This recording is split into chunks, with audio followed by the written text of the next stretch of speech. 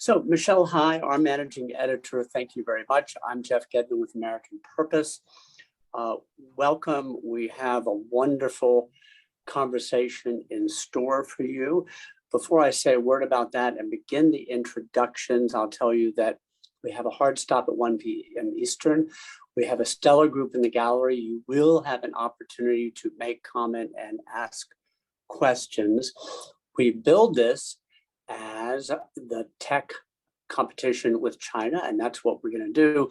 But I think I would be terribly remiss if I didn't say and invite you all to keep Ukrainians in your thoughts and prayers. There is new news out that you probably are aware of as well as I, or more quickly than I, that the humanitarian crisis is developing.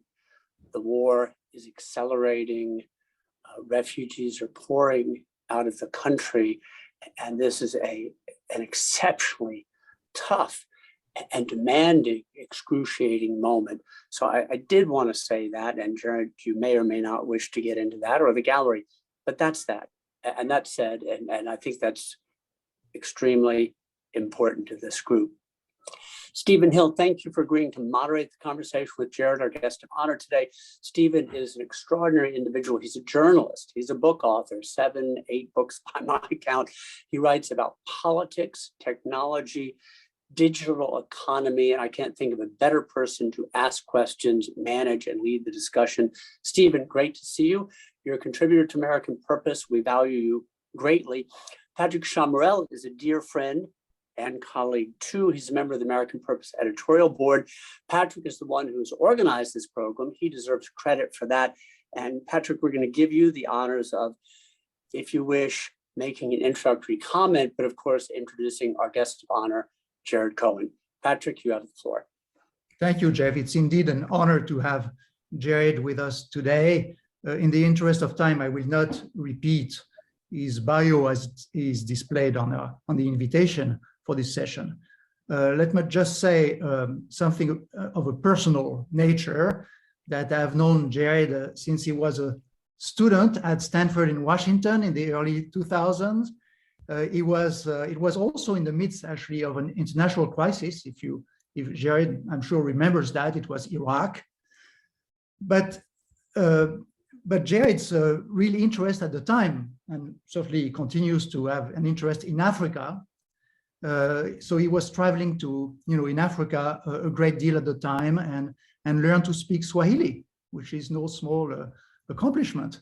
Then he became a Rhodes Scholar, albeit at a lesser university, and advised Condoleezza Rice and Hillary Clinton as during their time as Secretary of State. I think they really appreciated his insights on grassroots expectations in the Middle East and in Africa. And then, of course, as we all know, he was brought into Google by Eric Schmidt, with whom he's worked ever since. First at Google Idea, and now at Jigsaw, which is trying to apply technology to solving geopolitical and democratic challenges. So what's, I think, is very special about Jared is that he combines an amazing degree of expertise in so many different but converging fields, like technology, business, diplomacy, academia, public affairs, human rights, freedom of expression issues. And I think that's, for that reason, he's kind of a modern version of a Renaissance man. So anyway, we can't wait to hear from you, Jared. But first of all, I'm handing the floor to Stephen. Great. Well, thank you so much, Patrick, and welcome, Jared. It's a great pleasure to hear your thoughts on these important subjects and very timely subjects. Technology competition with China, and perhaps you might have some thoughts about what that means vis-a-vis Russia as well. So do you want to just take a few minutes and just give us your broad thoughts, and then we can hone in with some questions? Yeah, absolutely. First of all, thank you all for making the time. I recognize everybody here has a very busy schedule. So the fact that you're choosing to spend an hour with me is very much appreciated. And Patrick, thank you for that very kind introduction. I owe a lot to the Stanford and Washington program and Stanford more broadly. I always say that Stanford is the place where I learned to double down on my curiosities and do so quite blindly without sort of knowing where it would take me. So I'm forever grateful for that. I think we had built this as talking about competition between the U.S. and China, and I want to start there, but we'll get a little broader than that. And I think I would start with just kind of a view of the world that I have, which is I think for a long time we talked about the physical international system and the cyber world as if they were kind of two distinct places that had nothing to do with each other. And the success of the access revolution has just meant that our world is properly hybrid and multidimensional, which means that the world has a long list of problems, and each one of those problems have a physical manifestation and have a digital manifestation, but they're not sort of, I've never viewed them in isolation from one another, and I think that that's becoming more obvious with the events that we see playing out today. But let me start with China, because this is this competition is to me the going to be the sort of driving force of geopolitics over the next decade plus. And I think the first thing that I would say is we throw around the word competition as if it's a fair fight between democratic systems and the system that the Chinese Communist Party has created. And I prefer to refer to it as an asymmetric competition, because the Chinese Communist Party plays by a completely different set of rules. They benefit from hyper-connected platforms. They benefit from an enormous amount of state capital, blurry line between state and private sector, enormous access to data with no expectation of privacy or security from the population, as well as intellectual property theft and all the other things that we understand. And that has made the competition asymmetric. This group understands that well. The problem is most of the asymmetries disproportionately benefit China, which is why you see China annexing one technology vertical after the next. And I'll just kind of lay out a few observations for you. So today, China's producing 5 times the number of software engineers as the United States at the same level of skill and capability. They have 80% of the commercial drone market. They're beating us in voice recognition, facial recognition, payments, e-commerce, quantum communications, and they've just surpassed us in quantum computing, albeit their milestone for quantum supremacy, along with ours, is nowhere near anything that has meaningful and tangible results on the applied side. So that's the good news. It's about even in venture funding, about even in phone manufacturing, and we're about even in AI, although it's increasingly the case that the majority of AI research papers are coming out of China. So the long story here is with the exception of semiconductors, where China's still lagging behind, digital currency and electronic payments, which are still in kind of a more nascent stage, even though they've hit certain milestones, that's still very much greenfield.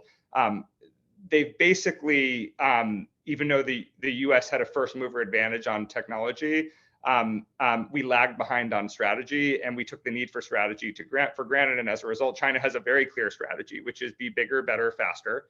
And whereas in the physical sense of the world, they're trying to rewrite the liberal international order, I think their view is the digital aspect of that has never been written, and they're looking to write the digital world order from scratch. And we see them doing that on everything from internet standards to what they're trying to do with building their own ecosystem for digital currency and electronic payments. So where does that leave us today? I mean, I think that historically, the way that we've sort of done these kind of battles between whether it's democracy and communism or democracy and authoritarianism is a lot of sort of chest beating about our values and our system and so forth, and all of that is fine. It kind of breaks down when you're talking about technology, in the sense that I view technology as the language of efficiency. And every single country in the world, from the most democratic to the most authoritarian, wants to be more efficient. And so, as they're looking to be more efficient, they're faced with a choice. They're faced with technologies that come out of a techno-democratic system like ours, or they're faced with technologies they're presented with technologies that come out of a techno-authoritarian system like China. And countries are not just going to choose the techno-democratic option because it sounds better or comes with better values. They're going to choose the technology that basically delivers greater value for them. So it's not good enough to just convey our sort of ideological compulsion and support for democratic values. The democratic system has to produce technology that countries want more than the technology that comes out of authoritarian systems. And so I'll give you two sort of concrete examples of this. So if you look at TikTok as an example, I never in a million years would have thought there's any universe in which people in a democratic society at scale, at all age levels, would move from social networks created in democratic systems to social networks created under an authoritarian system where you have algorithmic manipulation and sort of various other things. It turns out that if the product is better, people migrate and they don't seem to care as much about the negative externalities as perhaps we thought if the product is better. And I'll give you the alternative, a counterexample to that, which is, China moved, bigger and faster with their vaccine for COVID. But it turns out that our system of techno-democracy, which encourages peer reviews, which encourages quality control, which encourages separation between research institutions and the state, which encourages all kinds of academic rigor behind our science, produced not one but multiple mRNA vaccines that people prefer over the vaccine that came from China. So that's a good example of a techno-democratic system sticking to its values, but in the process of sticking to its values, producing technology that the world chooses over technology coming out of authoritarian systems. And so that's how I view this. I view this asymmetric competition as a battle for efficiency. So so it's two competing models of efficiency. Again, a techno-democratic model of efficiency and a techno-authoritarian model of efficiency, and our model needs to produce better products. The second thing that I'll say is, even before COVID, my observation about techno-democracies versus techno-authoritarian systems is it seemed that the techno-authoritarian systems were having an easier time dealing with the challenges of being closed than the techno-democratic systems were dealing with the challenges and complexities associated with being open, right? Think polarization, think disinformation, think cyber vulnerabilities. I mean, this was a real problem, and I think COVID accelerated it. And so we're in this turbulent moment right now where we need to prove that techno-democracy works.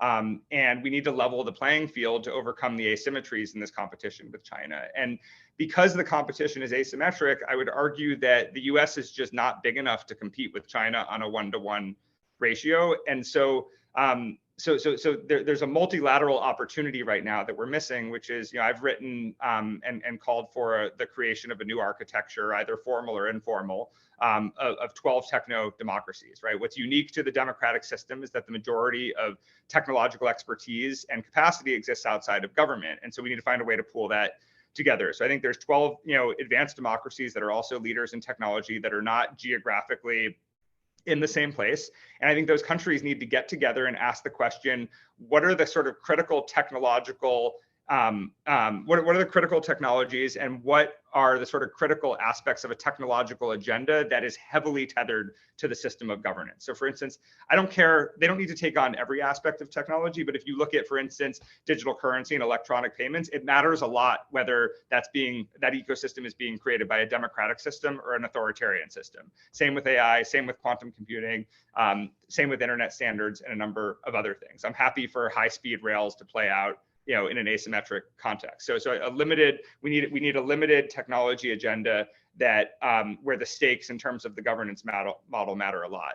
And so again, I think that once you sort of have the diplomatic architecture for this, then what you have is a situation where countries are pooling their resources together, they're pooling their human capital together, they're agreeing, for instance, on the core attributes of what of what this technology should look like, even if there's some nuance differences between them and acting more as a kind of democratic blob that can, permeate throughout the broader democratic world. And then I think once you have a sort of, collective group of techno democracies, I think, that collective group is in a unique position to be able to engage with some of these fence sitter countries that could kind of go one way or the other to figure out how to change the incentives so that they, end up sort of, choosing the efficiency model that comes from techno democracies rather than techno authoritarian systems. So that's sort of my framework for how to think about the dynamics between the U.S. and China is yes. Jared, what I guess what I would 6 months ago, I think you would find much agreement with your thesis. So with looking at recent events, the looming question is there, what about Russia? Because with Russia, you're not talking about new types of computing or facial recognition and the metaverse, these sorts of things. Instead, we're talking about, again, nuclear weapons, and we're talking about cyber attacks on infrastructure. And so it seems like the sort of these old world Cold War considerations that seem to be dying away suddenly are right in our face again. How does that fit with your thesis? Yeah, so let's talk about Russia and Ukraine for a moment. So just because the Cold War ended doesn't mean that the motivations of certain states are not fully intact. And as the international system became more multidimensional and as new tools emerged, I think if anything, a bunch of those sort of dormant motivations, found a new calling to activate themselves. And if I think about there's an observation that if we talk about Russia specifically, so I've been traveling to Ukraine since 2013, on a semi-annual basis, and I've had an observation about Ukraine that has kept me traveling there because it's not exactly a large, market, but I think it's important for a variety of other reasons, which is if you accept that even before the recent events, which I think we all would, that Russia has proven to be among the more formidable adversaries when it comes to multi-dimensional attacks, meaning they have physical capabilities that are haunting and they have cyber capabilities that are haunting, and you add those to their ability to hack and disrupt the conversation, and it's kind of a triple threat. My view was always that there is nothing that Russia would ever do to the US that they wouldn't do to Ukraine first and worse.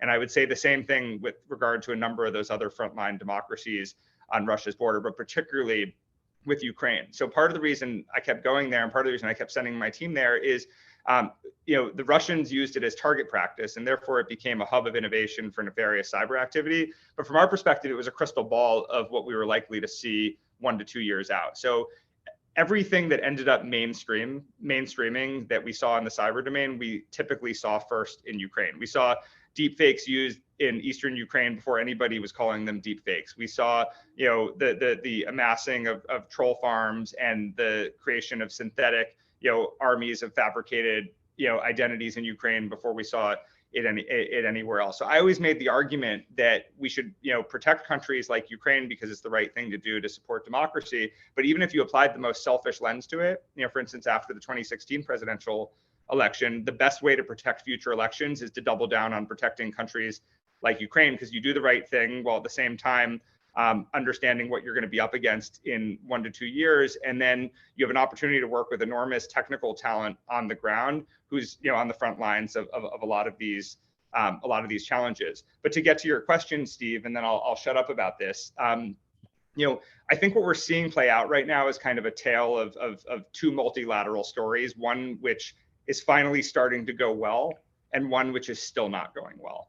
So I would actually say until this current moment with Russia and Ukraine, I was deeply, deeply skeptical and frustrated by the sort of physical side of multilateralism, meaning, as it pertains to the problems of the physical world, we're not seeing democratic countries meet the multilateral moment. We're seeing them look inward. I think that's proving not to be the case with Ukraine, even if you can make the argument that we're arriving too late to the scene and maybe not doing enough. Like this is a better trend for multilateralism than we've seen in recent years. So I think that's good. The problem is I see absolutely no progress at all as it pertains to multilateralism on the technology front.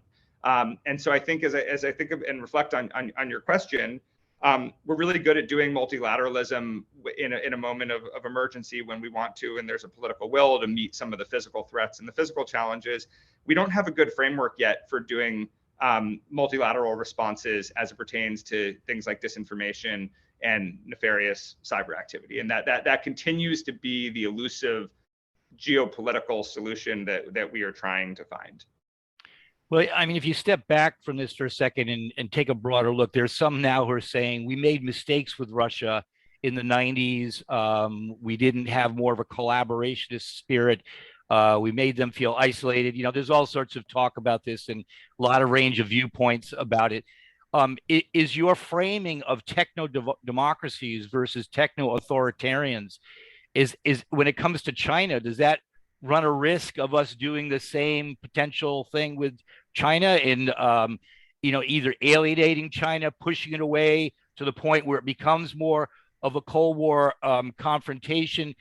David Ignatius in the Washington Post read that wrote that history shows that attempts to deny other countries markets and raw materials can sometimes lead to conflict. Richard Haas just recently writing that we need to build some distance between China and Russia. And he sort of implies we need to do that by finding ways to collaborate with China. The enemy of my enemy is my friend kind of thing. So is your framing potentially going to create some challenges for us down the road? So I have a few thoughts on this. One, just because you're creating an architecture of, first of all, the authoritarian governments are already working together. So they have a sort of de facto architecture of techno-authoritarian governments. But just because you're creating a techno democratic architecture doesn't mean that it only exists for confrontation. It exists to level the playing field. So for instance, I can imagine a lot of areas where a techno democratic architecture would have a more forceful seat at the table for engaging China on things like climate tech, on things like ed tech, health tech. I mean, there's a number of areas where we should be able to collaborate with them. I actually think it's harder for the US to collaborate with China on a bilateral basis on this stuff, and I think it's going to get harder. And so in some respects, the existence of a broader architecture helps obfuscate the complicated dynamics and highly politicized dynamics between the US and China. So that's one part of it. The second part of it is, you know, I remember people saying a lot of the same things about NATO, right? Why are we expanding NATO? You know, it's kind of an irrelevant architecture. You know, Russia doesn't really do this anymore. It seems like it's just a troop piggy bank for, you know, troops in Afghanistan. Aren't we really glad that we expanded NATO now? I don't believe that Putin, you know, others are bigger experts than me, but I don't believe what we're seeing right now is a consequence of NATO's expansion. I think what we're seeing right now is the consequence of an increasingly isolated dictator who had a successful war in Chechnya, successful, you know, annexation of Crimea and the Donbass, you know, a successful annexation of parts of Georgia in 2008, you know, and who's just kind of, you know, overreached. And the fact that we've expanded NATO is in many respects a very, very valuable deterrent, by the way, at a time where, you know, there's very little deterrence in a world where a lot of the attacks end up being in the cyber domain because the barriers of entry are so low. It's nobody has been able to articulate for me in a way that can be scientifically proven how we do deterrence in the cyber domain in a way that is actually effective. And I'm happy to kind of like break that down because I've gone down that rabbit hole and thought I had it. And the analogy I use is it's like a science experiment where, you know, the first 29 times you run the experiment works. And then at the 30th, you know, test, you realize that your model breaks down. And that's kind of how I feel about deterrence in the cyber domain. What about the Europeans? Where's the EU in your view, or individual member states? I mean, the EU itself has tried to position itself as kind of a third way, you know, with some of its, the EU Cybersecurity Act. The European Parliament not that long ago passed a directive for banning facial recognition in law enforcement. You know, and they're also passing things like the Digital Market Act, Digital Services Act, other types of legislation in which they are trying to put certain guard rules around this new digital infrastructure of the 21st century. How does that work with your view of what the techno democracies need to be doing vis-a-vis the techno authoritarians? Yeah, I mean, first of all, I think one of the challenges we have is I think the EU without the UK as a member is a really different body. I think that, and especially when you're talking about technology, you're talking about the US, you're talking about the UK, and you're talking about the EU. And then you're talking about some of these outer democracies, like Australia, South Korea, Japan, that end up kind of, singing their own particular tune on this stuff. And so I guess it comes back to my multilateral point, which is even on this set of things, which should be much more seamless, you have a real disconnect among the different techno democracies, right? And so, you have regulations, at best are happening in these clusters, but typically they're happening at a country by country level. And while, I think I applaud the OECD, if you look at the OECD, I think they actually wrestled this in an effective way from 190 plus jurisdictions into a consensus body. I wonder if that, I don't know that they can do that with all these other things. And so in order to compete with China effectively, you do kind of need to get the democratic house in order. And I get that there's issues around competition, there's issues around privacy, there's issues around all these different things, but you have a lot of areas where, to be quite honest, the greatest source of contention is within the techno democracies, not between the techno democracies and China. There's and so this is why I say that you need a core group of countries that are not tied to geography to agree on a limited agenda around which they basically sing a different tune as it pertains to consensus because of the immediacy of the problem. And then you can let more pronounced nuances play out on a set of other issues. But right now, there's no hierarchy in terms of the technology agenda vis-a-vis China. It's just kind of region for region, country for country, company for company. And it feels really chaotic. And it feels far too chaotic for any meaningful competition with China. And that's before you even acknowledge some of the asymmetric aspects that I mentioned before. And it comes down to leadership. You need a country to step up and actually decide to convene this group to set this agenda. I think it has to be the US. I think there's other countries that could be candidates, but I don't see how this works without strong US leadership. Herding the cat, so to speak. After this next question, I'm going to open it up to all of the audience to ask questions. So start getting your questions ready.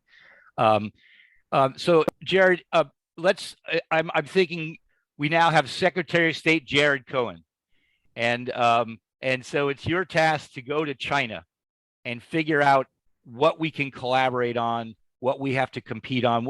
What are the things that we could collaborate with China on in a way that would prevent the type of rift that has developed with Russia? Because I think China just being a bigger and potentially more dangerous version of Russia, there's a lot at stake in somehow China not becoming as distanced and acting like Russia is on the global stage. So, your Secretary of State, what is your thought on how we would prevent that from happening? So there's a few assumptions that I would start with. One, the political chess beating on this issue creates a lot of challenging political headwinds for any kind of engagement with China. The second assumption I'm making is that starting with the biggest, most contentious issues is going to be a non-starter. And so I think I almost think that the right place to start is on small and medium-sized issues where you have a reasonable chance of success.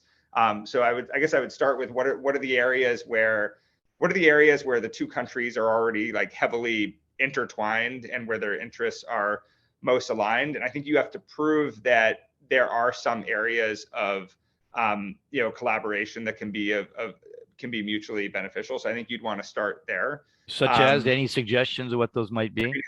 Look, I mean, health tech, future pandemics, climate tech, depending on what that looks like. I think that even on, even though the two countries have very divergent interests as it pertains to building out payments ecosystems for digital currency, they're going to have, whether there's, we have a digital renminbi, and then whether there's a digital euro, a digital dollar, a digital pound, various others in the digital ecosystem, they're going to have to coexist. So there's probably some room to engage around kind of what is the technological answer to coexistence. So there are these areas where you can at least start the conversation. Now but I wouldn't start with the areas where they've already, look, they've published their list of critical technologies and have declared their desire to win in all of those areas. So I don't think a collaboration around AI has much chance of success. I don't think a collaboration around quantum computing, it's not those areas. I think it's in very narrowly defined applied contexts where the countries have a shared interest. Right? But another one could be humanitarian relief, right? Like are there areas where the two countries can collaborate technologically to help make humanitarian relief more effective and happen at greater scale. But I want to be clear, I'm skeptical that even that sort of stuff will have will gain much traction. I think we're in a pretty weak position right now vis-a-vis China because they see a lack of strategy on our side. And I think before we meaningfully can engage them, we need to look like we're a little more organized on our side. And this gets back to my point about having our democratic house in order. When we first go to engage with them on these things, we have to be able to do it from a position of greater strength, which means we need to really and verifiably be seen as a leader of techno-democratic countries. Great, thank you. Okay, questions. Let's see, how do we, I guess I'll look for, or people can just, whoever goes first, goes first. Okay, I see some hands. Hal Conti? Yeah, no, I do have a question. Thank you very much. My question is, because of course there is as well the kind of domestic agenda of making sure that a bunch of the social media platforms and companies, which you kind of discussed earlier when you mentioned TikTok, but that these kind of fulfill the roles that aren't themselves undermining democracy. And I was just wondering, because already there is this tension when platforms make decisions to deplatform people, or, that's conscientious even within our countries. How do we make sure that these platforms reflect democracy while at the same time ensuring that they can, I guess, compete globally with platforms like TikTok, or if there's a tension between those? Yeah, look, I think that's a great question. I think part of the problem is the technology ecosystem. It's not monolithic. Like I remember, when everybody sort of drew their ire at the financial sector. I think that the financial sector is far more monolithic than the technology sector, and even more so now with all the subsequent regulation. But what I see with a lot of these companies, they each have their own norms, they have their own leaders, they have their own set of policies and rules, and it's not uniform. So I think that a lot of work to be done on multilateralism even within the private sector, let alone among the public sector. Great, thanks. Let's see, I see a hand. Joe. Hi, thanks for having this talk. I guess this is more of a personal question. If you're someone, a young person who's been working in software for a few years, what's the best thing I can do to get involved in the sort of competition between technocratic democracies and techno-authoritarianism? Yeah, that's a great question. I think so. If you're a young software engineer, I think it's always interesting to look at where the technical talent is running fastest to after graduation. And I don't like the term Web3 because I don't think it captures what's happening right now, but there's no doubt that there is an explosion of technological innovation that is changing the way value moves around the world. we spent the last 20 plus years looking at what happens at technological innovation that moves information around the world and connects people to each other. But this technology that moves value around the world, I think, is creating an ecosystem that is a successor to the internet that's going to coexist with the internet. I don't know what you call it, but I don't think it's Web3. And I want to distinguish between two things. There's the technological infrastructure that's driving the movement of all this value, and then there's the programmable assets on top of it. They're very different, right? You can think crypto as a Ponzi scheme and still believe in the change that's coming with a lot of this infrastructure that's being built. So what's interesting though about this sort of successor ecosystem to the internet that'll coexist with it is, with the internet, the applied use cases kept a pace with the technological innovation. So in the early days of the modern internet, so let's call it the early 2000s or late 90s, you had lots of instances where just organically people were finding really interesting use cases for this technology, in the US, around the world. If you look at a lot of this newer technology that's driving the movement of value, the applied use cases are not keeping a pace with the technological innovation, and they're not happening organically, right? So you have things like, blockchain technology that's producing distributed immutable ledgers, or smart contracts that are creating algorithmic condition-based, actions, or decentralized infrastructure. The reason everybody keeps gravitating back to, crypto and stable coins and fintech applications and, NFTs is because, there's just an absence of applied use cases. So if you're a young software engineer and you care about these issues, I think that you're in a really interesting position to understand this technology, but then also, synthetically create the applied use cases that will answer the question, why should any of this technology matter? And answer an even more important question, which is, if all this technology is here to stay, how do we make sure that it matters, and matters on, in ways that reflect democratic values? Thanks. Thank you. Patrick, you see your hand up. Yeah, hi. This question's actually for me. My name's Avi Gupta. I'm one of Patrick's students here at Stanford in Washington. But in my sort of day life at Stanford, I do CS and political science with a focus on tech policy. And one of the things I'm working on, or we've been working on in the Senate where I'm interning, is algorithmic accountability and these other things. And for me, that raises a broader question, which is that within these sort of techno-democracies, as you put them, there are very real and maybe good constraints on the use of technology. Like in AI, you have anti-discriminatory, you have privacy concerns that techno-authoritarian regimes like China don't really face. So if we're approaching this multilaterally from a position of strength vis-a-vis China, how do we sort of out-innovate these key constraints that we have in a democracy that may not exist in the Chinese or the Russian technology ecosystems? Yeah, it's a great question. By the way, when I was at Stanford, I don't think I could have named a single person who was dual majoring in computer science and political science. It's like a really beautiful thing to think, let alone somebody in computer science, being at Stanford and Washington. So that's a really nice evolution of the academic experience. So kudos to you for being a manifestation of that, and Patrick for wisely having him. Adrian. Yeah. Adrian, okay. So, look, I think it's a great question. I think it's, look, some of it is about, a big part of it is around human capital, right? So I've thought about this more in the context of quantum computing as an example, right? Which is, there's probably only 5,000 engineers in the world who meet the kind of tier 1 bar for, serious innovation in quantum computing. To do real quantum computing, you need really sophisticated facilities that can keep the computers cold enough, which is also really tricky.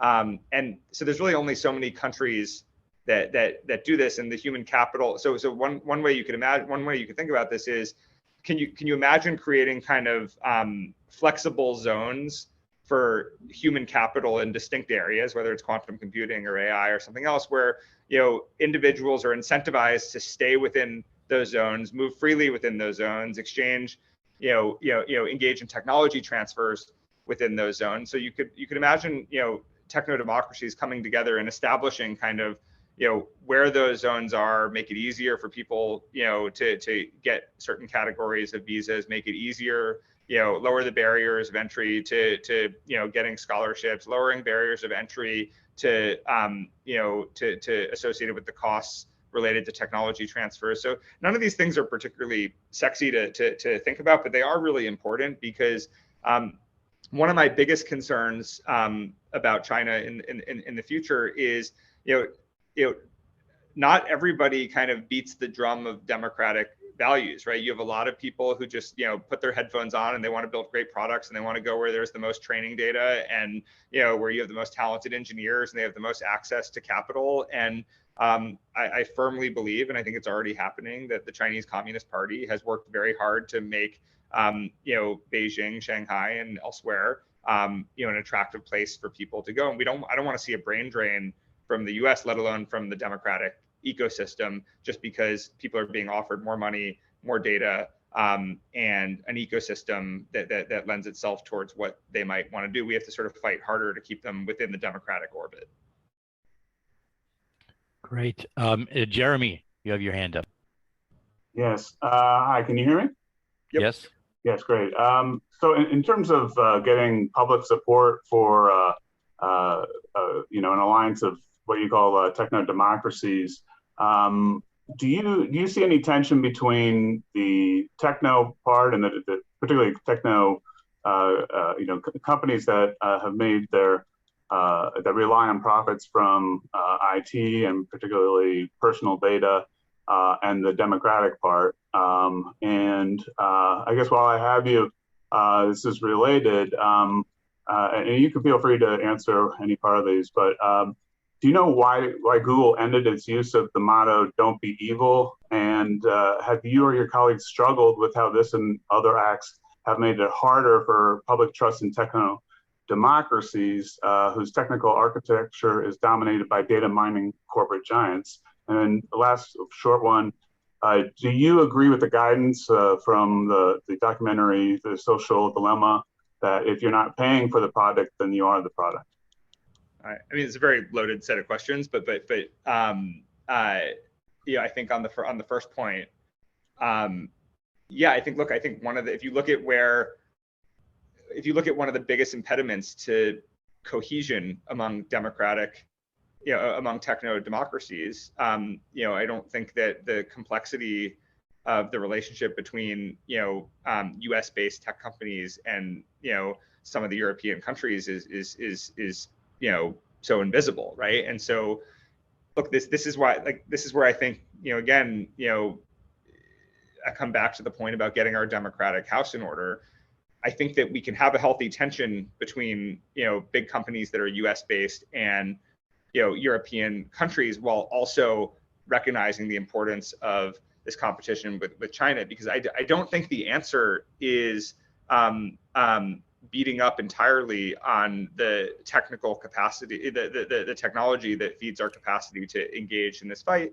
But I also don't think it's as binary as it's not as binary as back off the tech companies or go all in on scrutinizing them. There's some middle ground here, and we need to be able to kind of walk and chew gum at the same time, in the sense that let that healthy tension play out between companies and regulators, while at the same time recognizing that the national security challenge here, or the international security challenge here, is real. It doesn't belong to any specific country. It's a democratic challenge in the face of growing technical capacity coming out of authoritarian systems. And I think the biggest blind spot for us, honestly, in the last 15 years, and I would say even 10 years ago, if you said to me that China will be able to manage the influx of all of this technology and build a super surveillance state with a social credit system and go beyond theft of intellectual property, and on the foundation of that build like legitimate innovation, I would have been really skeptical of it. And it turns out that they have figured out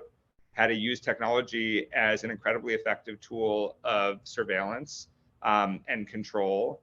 And they've created a system that has plenty of legitimate innovation happening in it, which is part of what makes them so dangerous, because they can participate in the same free market capitalist system that we participate in, but then they also compete in a totally separate system that we don't participate in, that has much more flexible rules and all the things that we understand. So if they're competing in two systems and we're only competing in one, that's a challenging asymmetry. And so I don't know what it's going to take to get more cohesion among these democratic countries. I do think that a critical part of this is finding a way to separate out the tension that exists between companies, from the collaboration between countries that we need to see in order to effectively manage this competition.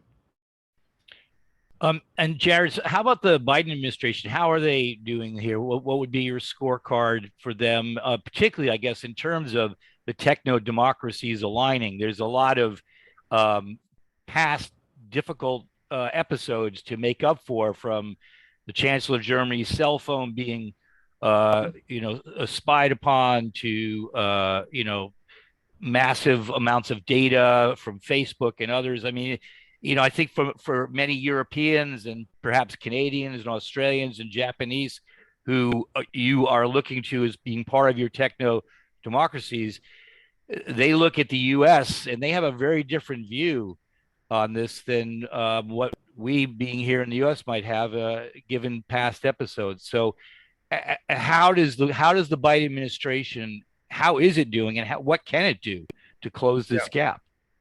Yeah, I've had lots of conversations with them before they were in and since they've been in. And I think they like using the word techno democracy. But what I see in terms of their approach is it's much more reactive and ad hoc. So for instance, they have the Quad, so they'll create a technical track for the Quad. And then it's like, oh, wait, we have countries that felt excluded from the Quad. So let's create something else for them and add a technical track to them. And then, oh no, there's a submarine deal that the French were left out of. So, let's, give them a goodie bag to give them, a particular role here. And so it's not an effective way to do this. I'm fine if you want to have different, I think it makes sense if you have these physical architectures to have technical tracks as part of them, but you still need a nerve center, right? So if you have TTC and you have, the Quad and you have the G7 and you sort of have all these other structures, that's fine, but you still need a core group of techno-democratic countries setting the agenda and ensuring that agenda is fed into all of these mini architectures or sub-architectures. There's no coherence, right? And so if you're sitting in Beijing, so ask yourself this question: if you're sitting in Beijing right now and you're having a seminar like this one on the competition with China, you're probably talking about one of the greatest advantages you have right now is a lack of strategy from the democratic world. Individual countries may have strategies, although I would challenge that as well, even if they say they do. But it is absolutely the case that there is no strategy coming out of the democratic world, even in sort of smaller circles, that to me effectively answers the question how we overcome these asymmetries with China and effectively compete on the areas that matter most. We haven't even defined the areas that matter most to us. And by the way, another area where that group should be engaging is we have to answer this deterrence question. We have to figure out what this looks like. Well, is the lack of coherence perhaps because there are these real gaps because of past episodes? So how do you propose to close this gap? Is it just going to take a lot of meetings, multilateral meetings? Do we need to create an agency, ad hoc perhaps at the beginning, but eventually some sort of transatlantic AI collaboration? It just seems like, China, because of not only it is one country, but because it has an authoritarian style, can order things to happen, and it happens. Democracies have to figure out a way to find common ground, how to come up with a common agenda, how to push forward that common agenda. How are we going to do this? Yeah, so I'm not in favor of creating cyber czars and cyber bureaus and cyber undersecretaries. I think that all that's going to do is reinforce what is de facto happening already, which is you have sort of physical, real world, important things that you talk about, and you accept that cyber and technology issues are important, but they sort of happen over here. It honestly, it requires a president to prioritize it, right? Actually, if you look at the Obama administration, the one successful instance of this was when President Obama took a trip to Beijing and decided it was that the nefarious hacking and intellectual property theft was substantial enough that he was going to make it part of a larger conversation. And I was skeptical of it. I remember, I was in the German chancellery like the week before, and they asked me what I thought. I said, I think this is going to have no impact. I was wrong. I mean, we saw this at Google, a significant drop in the volume of cyber attacks as a result of that meeting. So, until the technology, we need to treat technology in a way that is consistent with what the world looks like. And again, not to keep coming back to Ukraine, but you wouldn't look at Ukraine right now and separate out the cyber conversations from the physical conversations, right? You have a country that is being invaded by Russia and I guess Belarus as well. So you have a country that's being invaded, and the invasion is happening in the air. It's happening on the ground. It's happening in the cyber domain. It's happening in the information domain, and we're not talking about these things separately. We're talking that there's a single war that's happening in Ukraine right now that has lots of different dimensions, and that is how I would describe any problem in the international system. So we're not organized as a government in a way that integrates technology into the conversation, even if that's the aspiration. Nobody's been able to sort of suggest to me an easy way to do this. And I think it really comes down to a president and cabinet secretaries both understanding these issues well and, prioritizing them, right? So if you look at Taiwan as an example, the president of Taiwan rarely shows up to a meeting without the CEO of TSMC right next to them.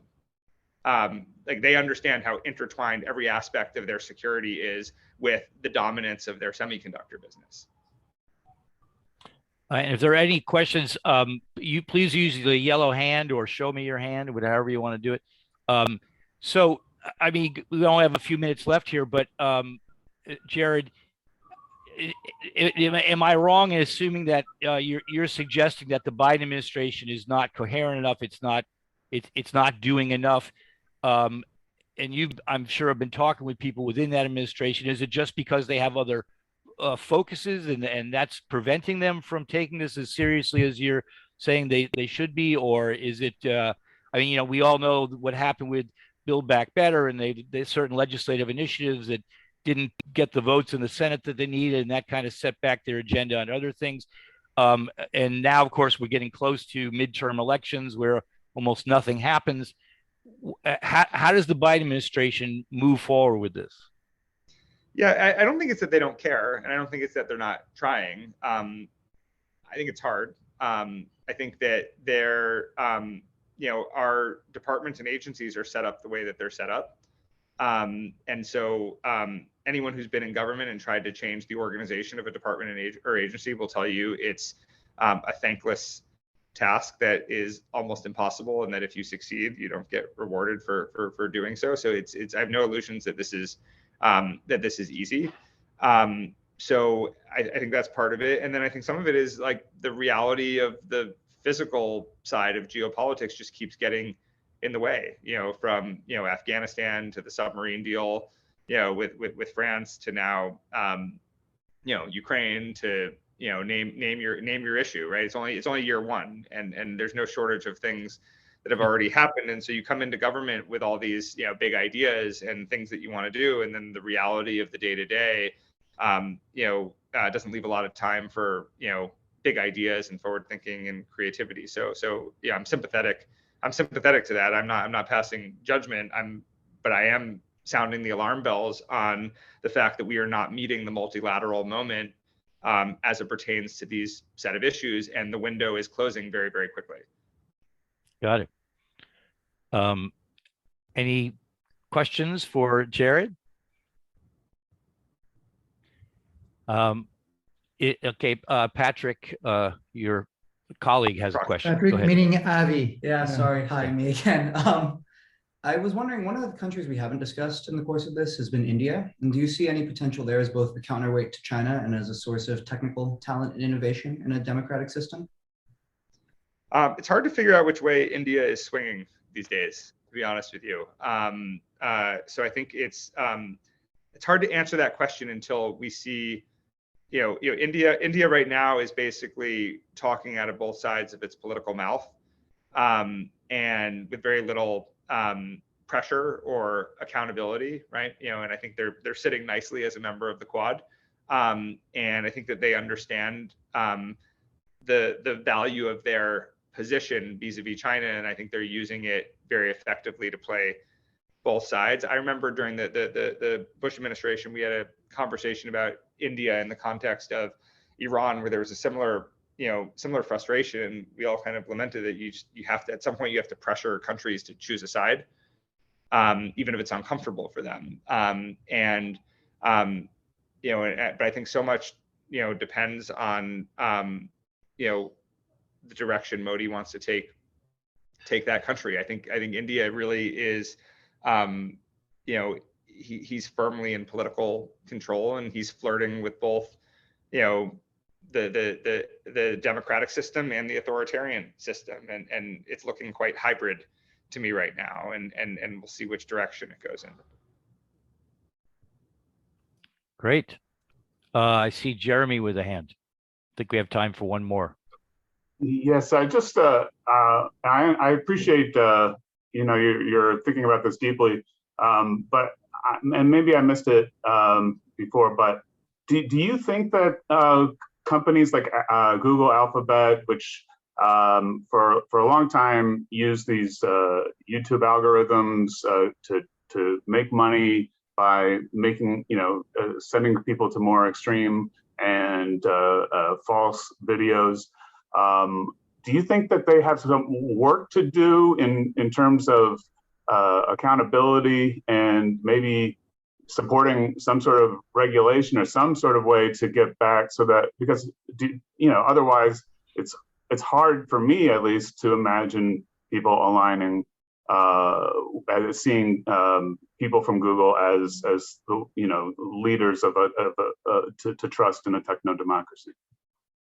Well, I mean, again, these are very loaded questions where you're sort of drawing the conclusion in the question. So I don't really accept the premise of what you're asking, but and I don't think it's as binary as like they care or don't care, right? I think that I think part of the challenge is as the entire world has come online, the problems of the physical world have spilled over and across all these different platforms, and management of it is something that I do think I engage a lot with, not just my own company but other companies. The idea that they just don't care is just not, like, I just don't buy that. I know that is an easy conclusion. I didn't say they don't care. I just said that from the public perspective, they've made a lot of money off of creating a lot of chaos.